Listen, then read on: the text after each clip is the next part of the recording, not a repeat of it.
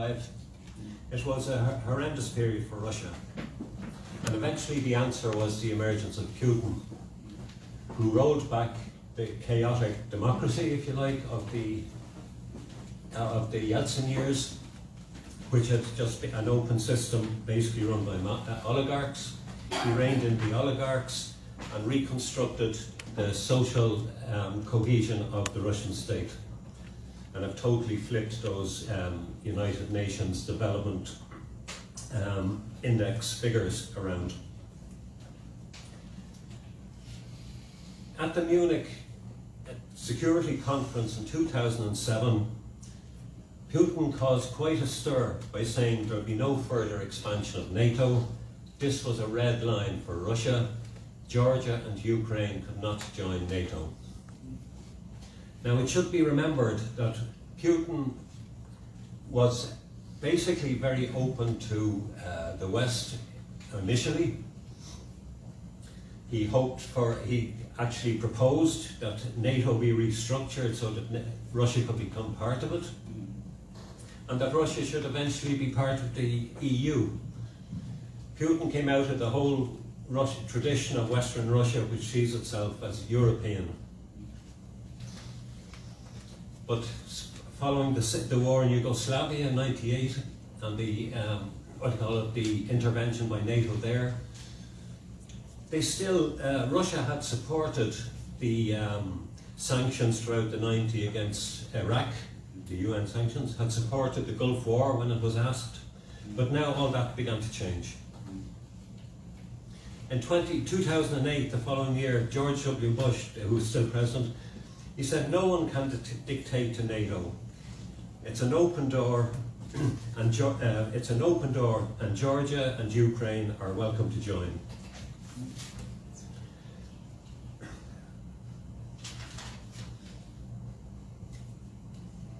When earlier this year, someone said, William Burns, who's the head of the CIA, but at one time was the US ambassador in Russia, when he pleaded with the Bush administration, "Niet means niet, no means no," that this red line is regarded by Russia as existential.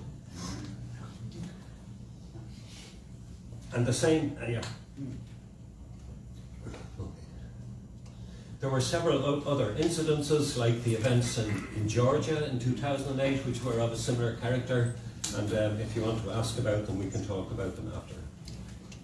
But essentially in 2008, Putin tested NATO by challenging it there and proving that its red lines it meant for real. It got as far as Tbilisi, but pulled back once the Georgian government basically stepped down from its position. And thereafter, after 2008, the West began to, especially the US, began to build up Ukraine.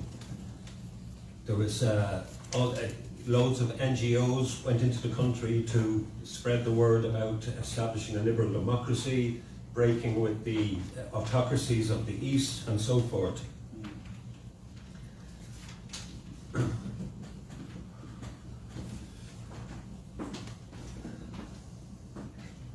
Burns said to Condoleezza Rice, "It is difficult to overestimate the strategic implications of offering NATO membership to Ukraine. It would create fertile ground for Russian interference in Crimea and eastern Ukraine. Promise Ukraine NATO membership and there can be no doubt that Putin will resist." William Burns knew Russia very well. He spoke Russian, which is very unusual amongst the political elite in the US, and he had been ambassador there, as I said. And he's no tool of the Russians or anything like that. As I said, Biden made him the head of the CIA. And it came about then in 2014 that you had the Maidan in the square in central Kiev. And I won't go into the details about that, but the end effect was that the elected president of Ukraine, Yanukovych, was overthrown. Yanukovych represented this attempt to have Ukraine as an in-between country that straddled the world of the EU to its west, and the world of Russia to its east. The whole Ukrainian economy at that time was mostly structured and functioned in the context of the Russian economy, supplying manufactured goods, raw materials and so forth. But the EU was insisting on an association agreement that excluded this eastern dimension. But then the EU got cold feet after what it had whipped up began to get out of control. There were forces involved on the Maidan protests, which were, let's put it mildly, were not liberal democratic elements. But the US intervened, as we know from the taped telephone conversation of Victoria Nuland. She famously said, if you excuse the language, fuck the EU. Yats is our man, and Yats was Yatsenuk, who thereafter became president, and the other personnel she also selected on that phone call also became the composition of the coup government. Now maybe we can't really see it, but I mean it's very interesting both where the different ethnic groups are, if you like. I mean, you have on the extreme west of Ukraine an area called Galicia with Lvov or Lviv or Lemberg, whatever you want, as it's the main city, and which was for a long time part of the Austro-Hungarian Empire. At one time you had the Polish Empire, or Polish-Lithuanian Commonwealth, stretched right down. This is the Dnieper River. Can you see it? Yeah. And in the east you had these areas which were part of Kiev Rus and then of the forming Russian state. And there were intermittent attempts to establish a Ukrainian state, but it never got there. During the First World War there was a Ukrainian state established at Lviv under the protectorate of the Germans and Austrians. But after the First World War, when all of that collapsed, during the mayhem of the Russian Civil War, as it's called, there were several factions, and the Ukrainian nationalists who believed in the Ukrainian nation state were by far the smallest of these. The great mass, the biggest movement in Ukraine those years went over to the Soviet forces and sought construction of a state within the Soviet Union. Crimea was not part of it at that time. That was given to Ukraine in 1954 by Khrushchev, who was himself from the region, because these boundaries didn't mean an awful lot in Soviet times.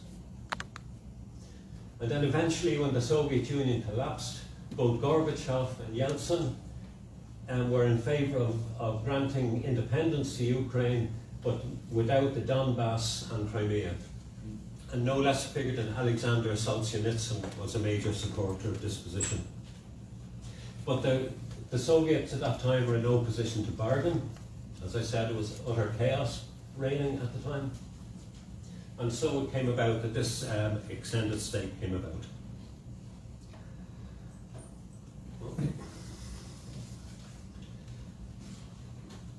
Okay, what's very important in the period after 2014, you basically have war going on from then. The Ukrainian state made war after the establishment of this government.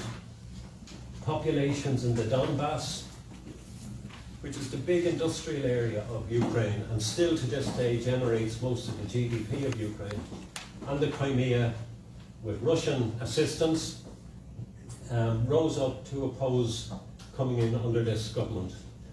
The Ukrainian state, if you want to call it that, declared war on the Donbass, not actual war, but they sent 40,000 troops and shelled and with artillery that area for that whole time, up to 2021. And in that period, according to the UN and the OSCE, 16,000 people died. This is never mentioned anymore in Western reports.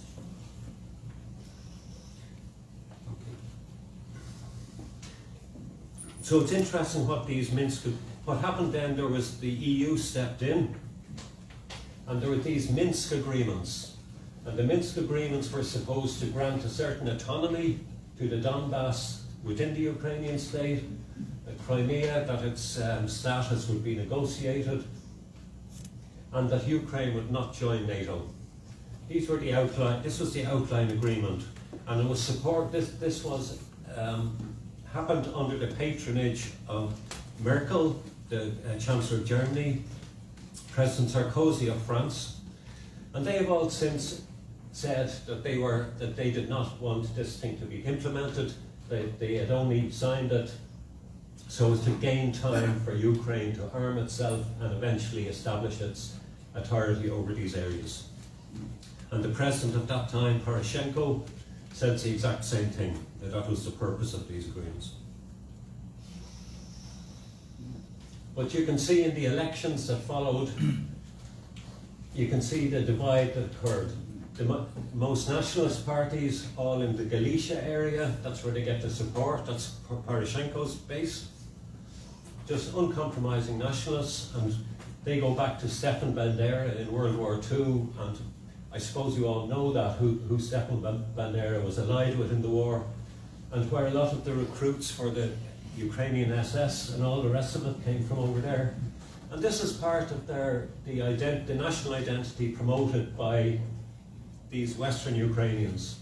It is one that people farther east in the country just have no identification with whatsoever. Most of the parties who wanted to maintain relations with Russia won majority in all the eastern areas of Ukraine, and not just in the Donbass, right over to the Dnieper and beyond. And famously, as we all know, when Volodymyr Zelensky was elected president in 2019, it was on a peace program, that he would bring peace with Russia and that he would implement the Minsk agreements. But after the election, that was very swiftly dropped, and it can only be assumed that he came under massive pressure from forces within the actual state to do so.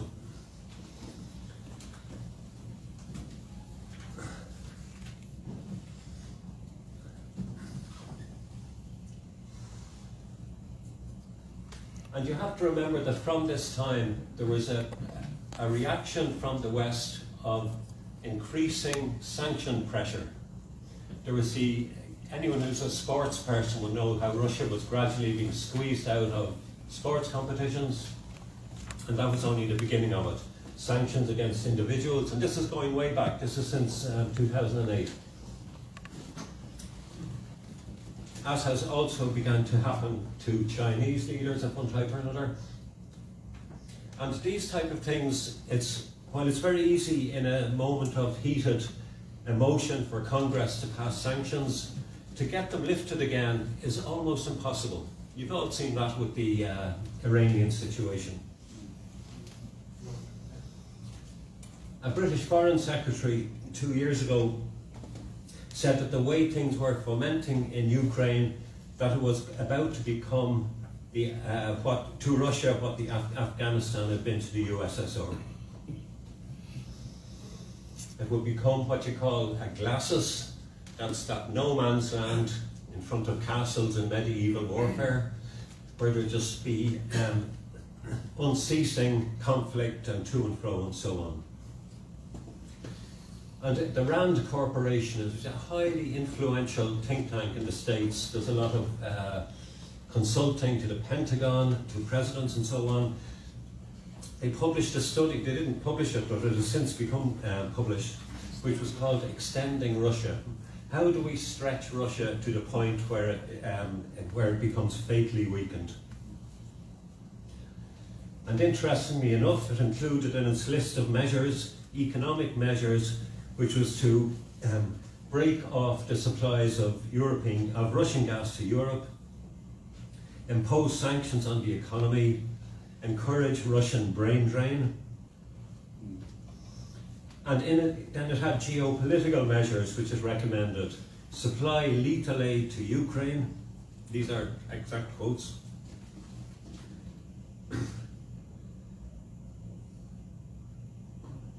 And it believed that with the increasing tensions would gradually draw Russia in and weaken it both economically and politically, because this would force Russia to redouble its efforts to try and hold on to its what declining influence it had there. It also warned that Russia might respond by counter-escalating, including by sending troops into Donbass and so forth. And remember, this was all written in 2017. It also, by the way, just out of interest, has a load of other recommendations for other things to do in the world. Promote regime change in Belarus, exploit tensions in the South Caucasus between Armenia and Azerbaijan, reduce Russian influence in Kazakhstan, challenge the Russian presence in Moldova. And all of these measures, to a greater or lesser extent, have come to pass in one way or another since. Now, we could talk about the whole issue of democracy versus authoritarianism, and maybe we can come back to that in the discussion.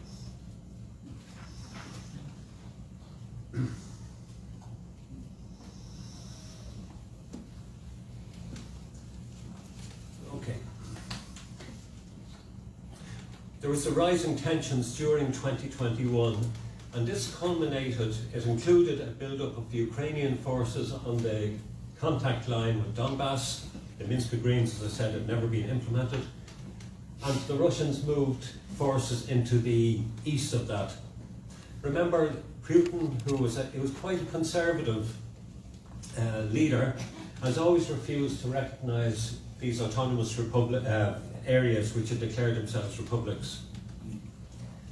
And his position still was that they should be autonomous regions within Ukraine, which of course, no doubt, the Russians would exploit one way or the other, but that was the position. And by the end of 2021, when there was no dialogue, in 17th of September, Putin sent a letter to Biden proposing 2 draft treaties for a security architecture for the future, agreement on the security architecture and the line of division between Russia and NATO, and demands that this be implemented without delay. He probably knew full well that this was completely unacceptable to the United States, as it was the indispensable nation. Okay, this wanted Ukraine to say any renunciation of any enlargement of Ukraine, all American nuclear weapons to be withdrawn from Europe, and NATO forces to return to the 1997 borders. Okay, impossible probably, but basis for negotiation possibly. And that both sides would agree not to deploy armed forces or armaments on territory of any other European state.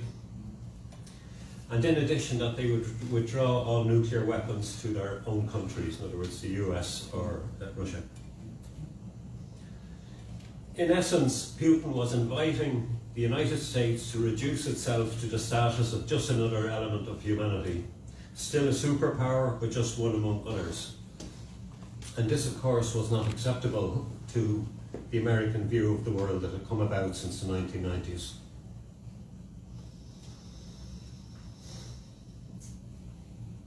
And in a sense, Ukraine didn't have to join NATO to become a member of NATO, because it was one, as Professor Mersheimer said, it had already a de facto member in the extent that it was being equipped, trained already, and its whole strategic element organised by NATO, but without NATO having to enter a commitment to defend it. There was just a few events in January 2022 before the events. One was a humiliating meeting for Olaf Scholz, the German Chancellor, at which no one else was present except himself and Biden, and afterwards they came out and Biden declared that if Russia invades Ukraine, there will no longer be a Nord Stream 2 pipeline. We will bring it to an end. And this was the same message Victoria Nuland gave to the State Department. I want to be very clear to you today. If Russia invades Ukraine, one way or another, Nord Stream 2 will not move forward. These are important. This is important, as Nord Stream 2, as we see, was the essential element of the European integration with Russia essentially, but also with the whole of non-Russian Asia which was taking place. just a week or two after this event, Zelensky, the Ukrainian president, at Munich on the 19th of February, declared that the Budapest Agreement of 1994 withdrawing nuclear weapons from Ukraine had been a mistake, saying that, and so on, and he wanted that what Ukraine needed was a nuclear umbrella, and if it couldn't get it through NATO, it would get it itself. This is the beginning of the idea of the alternatives of NATO membership, defending itself, or what would become known as the Israel option. Lavrov responded to this by saying that Zelensky, that Ukraine had now crossed Russia's red line. And days later, literally 5 days later, the 120,000 troops that the Russians had massed on the border moved into Ukraine. And just before that, there had been the Beijing Olympics, which of course the West was boycotting. I can't remember the particular reason at that time. And there was an extraordinary communique came out from Putin and Xi after it, denouncing the West for its pretensions to world hegemony and its ignoring of international law whenever it felt it in its interest to do so. Russia would support Chinese claims to its ancestral territory in Taiwan, and China supported Russian demands for an end to the expansion of NATO eastwards. Okay, just very briefly, the bifurcation, if you like, of the world that has taken place since that moment brooks no dissent. I don't think even in the Cold War I remember such a integrated media, such a lack of any possibility for discussing what is at stake, and the suppressing of voices which have a contrary opinion. And what's been truly amazing is the extent to which civil society has allowed itself to be mobilised on this and behaved on this queue like a lynch mob. Private companies have gone beyond the call of duty and sanctioning all aspects of things Russian. I don't know if you see the hop-on and hop-off buses that go around Dublin city centre. You'll see the flags of the various voices. You can get the voiceover in for your guided tour, and there's a black blob in the middle. That's where the Russian flag was. This is the world we entered last February.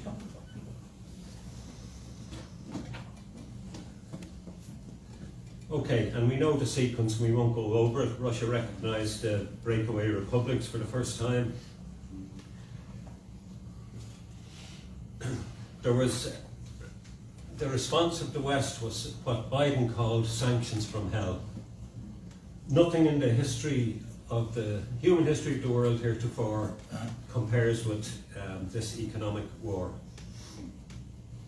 What's also interesting is what came out. Biden let slip in announcing the sanctions on the 24th of February that these had been a long time in preparation. Quote, we have purposely designed these sanctions to maximise the long-term impact on Russia and to minimise the impact on the United States and its allies. And I want to be clear, the United States is not doing this alone. For months we have been building a coalition of partners representing more than half of the global economy. It's measured by GDP, not human people. And of course, as we know, to the shock of this great coalition against the evildoer, the great majority of the global south, of Africa, Asia and South America, refused to join in the sanctions regime.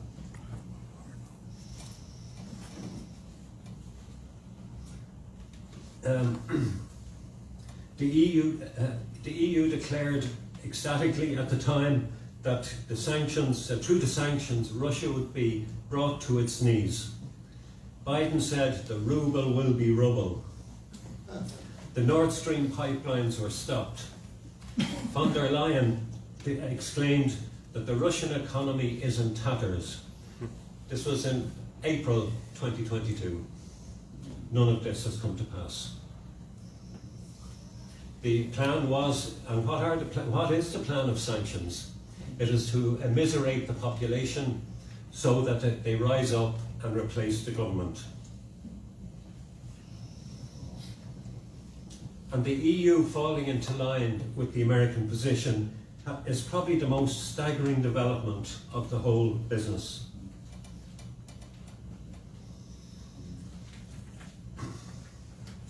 At one stage in those early days, the French finance minister was quoting the Financial Times as saying, "We will provoke the collapse of the Russian economy. We are waging total economic and financial war against Russia, Putin and his government. And let's be clear, the Russian people will also pay the consequences." There was only one voice I came across in the Western world who cautioned, and that was Adam Tooze, who is otherwise a total enthusiast for the Western project. And he warned that sanctions would probably not work, as Russia had quietly over the previous years rebuilt itself economically, had its alternative trade routes and had enormous reserves. And so it turned out to be. There were, I suppose what happened, people, like one of the things in the media that's compulsory to include when you say, you could not say special military operation, you have to say Russian invasion of Ukraine. And not only that, but it has to be the unprovoked, full-scale invasion. And the problem with this is that none of those adjectives apply. I've told you how it was provoked, and also it was not a full-scale invasion. A full-scale invasion is something like what the West did in Iraq. You bomb all the water supplies, you turn cities into deserts, you wreck them totally, and then you storm in with your armour. Russia did not, despite Western reports about indiscriminate bombing of cities, that did not happen. According to UN figures, the number of civilian casualties, although terrible in themselves, are very small for this type of a war. The casualties in this war are overwhelmingly troops on the front lines. The towns that are getting destroyed are ones that are being fought over in the east. People still go out and you can get a latte in Kiev. What's hit in places like Kiev, outside of sometimes bits of anti-aircraft missiles or whatever falling down and doing small amount of damage, what gets hit are military facilities and so forth, industrial facilities and so forth. So who's dying over there with the bombs? Who's being killed by the bombs? Sorry, they just had to come out that way. Yeah, sure. I mean, who is dying bombs? Who's being killed by the bombs then? Well, I mean, what's incredible is you have 5 ballistic missiles hit some facility in the town, and the next day there might be sometimes no one killed. Sometimes they report 1 or 2 people killed. And the same on the other side. There's hardly a day goes by that there aren't shells landing on Donetsk city and Donbass. But the vast majority of the people who are being killed are soldiers. According to Western reports, they reckon there's been up to 500,000 casualties on the front lines at this stage, compared to about 10,000 civilians. Civilians are being killed. But compare that to Iraq or something, there's no comparison. It's the other way around. It's the civilians who die. Perhaps we'll wait for the questions till later and then. We'll leave a okay. good hour for the questions. Okay, and so initially I call it a feint or a political stab. There were these long columns drove up to Kiev. And they stopped outside Kiev, 25 to 40 kilometres outside. No one could work out what was happening. This was a column of about 40,000 troops. You do not take a city of 3 million people with 40,000 troops. It was a political feint. They moved these columns up and looked for a political response. They stayed put there, and then the Ukrainians went into action with enormous spirit, I must say, and began attacking these columns in type of guerrilla warfare type approach, and the Russians suffered bad losses on both men and equipment. But nevertheless, a line of negotiation was opened in Istanbul, and it seemed that some type of heads of agreement, though whether they were complete enough I don't know, had come about and had been signed by both sides. And Putin, he called his goodwill gesture, withdrew forces from around Kiev and that northern area. The idea that there was a battle of Kiev and a glorious defence and a big defeat is really mythology. But then immediately after this agreement was initialled, the first surprise visit to Kiev by a Western leader happened with Boris Johnson.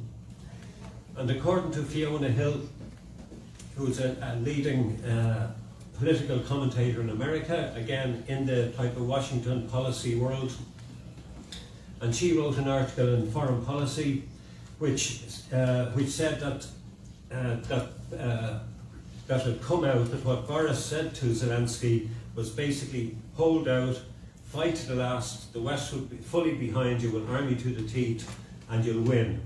But if you compromise, you're on your own. And it was after that that the Ukrainians pulled out of those talks, and it came out a couple of weeks later one of their main negotiators was assassinated, which the Ukrainian Secret Service later claimed responsibility for on the basis that that person was a traitor. There's a lot of these assassinations go on that are rarely reported. And if you like, then you had all these atrocity stories. Briefly, we haven't had many since, but we did at that time, about what happened in Bucha and so on. And the effect of that was just that a continuation of these talks became impossible. So that was the first phase, if you like, and it was after that Russia withdrew. It consolidated what it occupied against no resistance, it must be said, across the south, the land bridge to Crimea, a big swathe of territory to Nikolaev.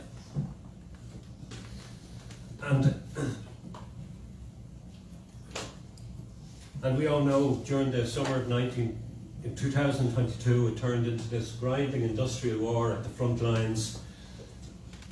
And eventually in the autumn there were two Ukrainian counter-offensives. It was a very thinly held area up in the north, east of Kharkiv, and the Russians vacated it, and the Ukrainians filled the territory. There was virtually no fighting except in two towns, Izium and Liman, where the Russians moved in to extricate their garrisons. And something similar, there was actually heavy fighting in Kherson in the south when the Ukrainians did a counterattack. And the Russians eventually decided to pull their army out of there across the Dnieper to stop them being cut off, which was carried out overnight and with virtually no casualties. And if you like, this was the high period of Western triumphalism. But in fact, things seemed to be going well for Ukraine, but in fact it was the other way around. The Russians consolidated themselves, built these enormous defences, but there were things going on like the hitting of the Kerch Bridge, which was jubilantly reported in the Western media, and other events like that, the blowing of the Antonovsky Bridge, the collapse of the Kharkova Dam, and so on. And Zelensky declared his position that there could be no compromise with Russia, certainly not, there could be no negotiations with Putin. There had to be a change of government, Russia had to withdraw to 1991 boundaries, and there had to be war crimes trials and reparations. It was a demand for a Russian capitulation. It was not going to happen. Rishi Sunak issued a joint declaration with Zelensky committing totally to his war aims.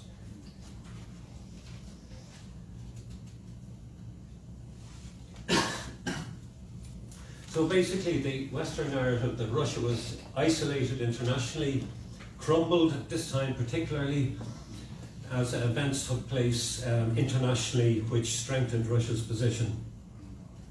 There were no more United Nations General Assembly resolutions because the West could not summon majorities for them anymore. And the catastrophe for Ukraine was only beginning, really. You had 9 million people streamed out of the country, and what's often forgotten is 2.5 million of them went eastward, not to the European Union. And also, it has to be said, according to CSO figures, 20% of the people leaving the country are men of military age who just do not want to end up in this meat grinder. And also, according to surveys I've seen both in Ireland by the CSO and in Germany, that there's now up to 60% of Ukrainians are not planning to return anytime soon. So a country that had a population of 50 million around 1990 in Soviet times is probably at this stage under control of the Kiev government little over 20 million. That's a catastrophic development for the country.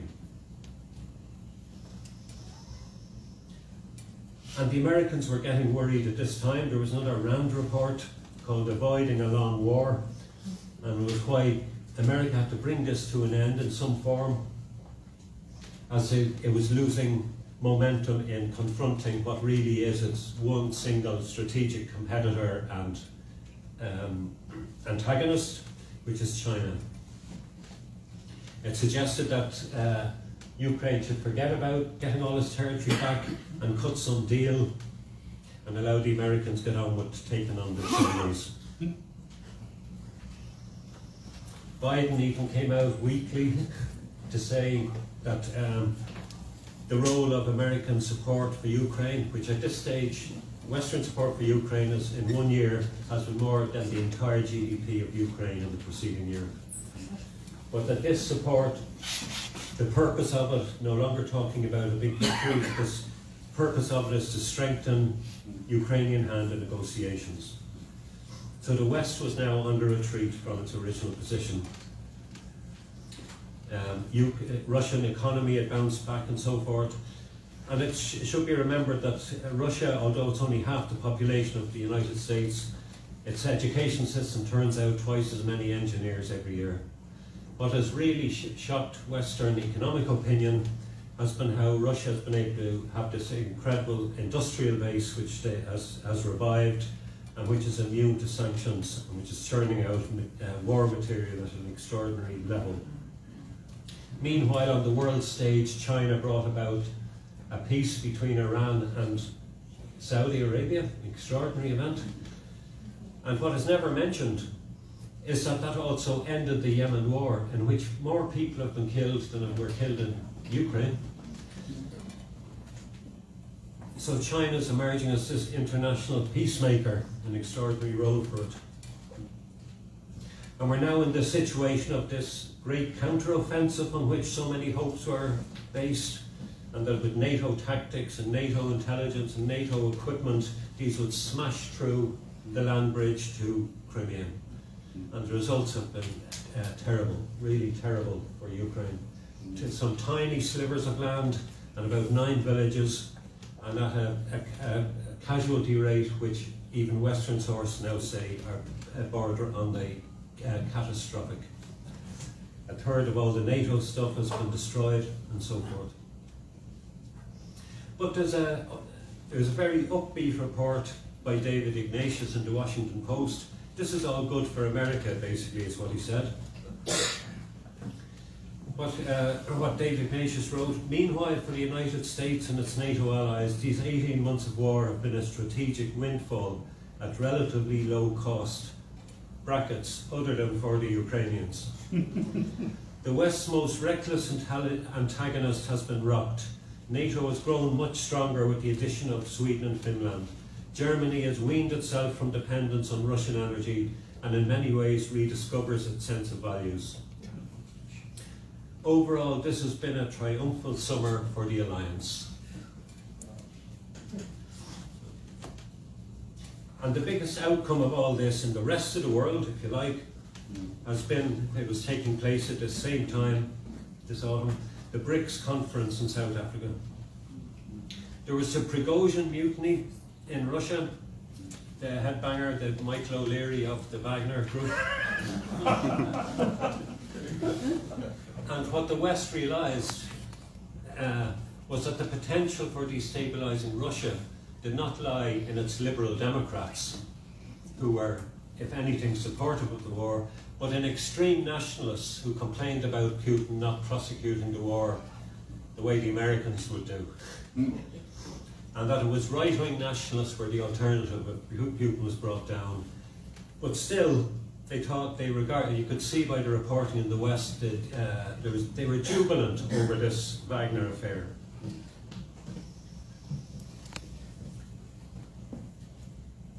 But to the Russians, what the Wagner mutiny exposed was the essential anti-Russian trajectory of Western policy and why it was waging war in Ukraine. What was revealed was that the objective for the West was the disintegration of Russia, not its democratization. By the end of the year, Western media were beginning to look for, was there an angle on freezing this conflict, a Korean-style settlement, etc., etc.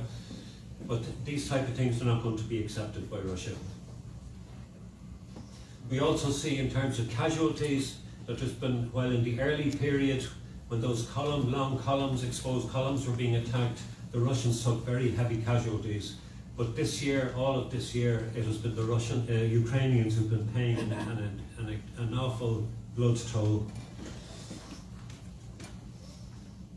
There was a meeting recently between Zaluzhny, the American head of the military, whatever his official title, Milley, and the British. Just shows you the British are still in there, playing the divide and rule role they always have. And it's interesting, the British person was an Admiral Godkin, and it's interesting that he's an admiral, because we were back to this issue that what the West wanted was Sebastopol and Crimea. They tried to convince Zaluzhny to give up all that stuff about retaking Bakhmut or these other places further north. All forces to the south threatened to break the bridge. And what was Zaluzhny's response to these people and the way they ordered him to wage war? Zaluzhny is commander-in-chief of Ukrainian forces. In exasperation, he said to them, "This is not a counterinsurgency, this is Kursk."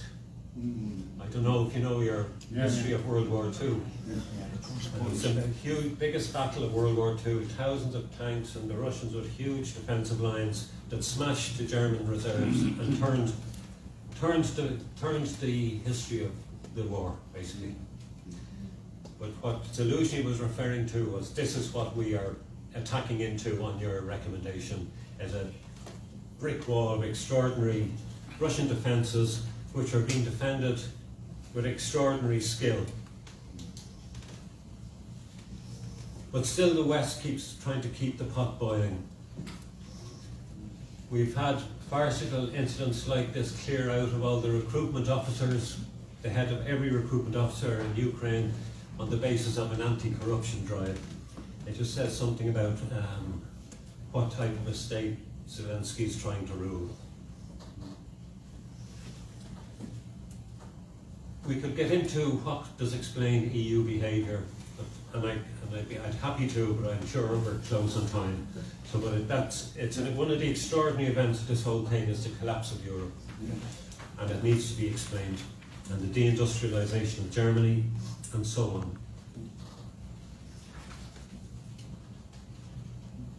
John Mearsheimer, who was a leading figure in American political thought, often had articles in foreign affairs, foreign policy, all the rest of it, lectured at Johns Hopkins University, But since he's taken a slightly offbeat line on all of this, you see him less and less in the mainstream media.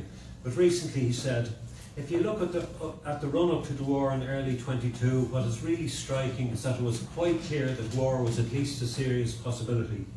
Yet the United States and the West more generally did virtually nothing to try to prevent that war. If anything, we egged the Russians on. I find it hard to imagine what was going on here, and I think we believed that if a war broke out, we had trained up the Ukrainians sufficiently that they could hold on to the battlefield, and that we felt our magic weapon was sanctions, that we'd finish Russia off, knock it out of the ranks of the great powers, and the Ukrainians would end up defeating the Russians on the field, and then they would be in a position to be brought into NATO. I think that's spot on. But for Russia, there is now no going back. They have to complete their objectives here or capitulate.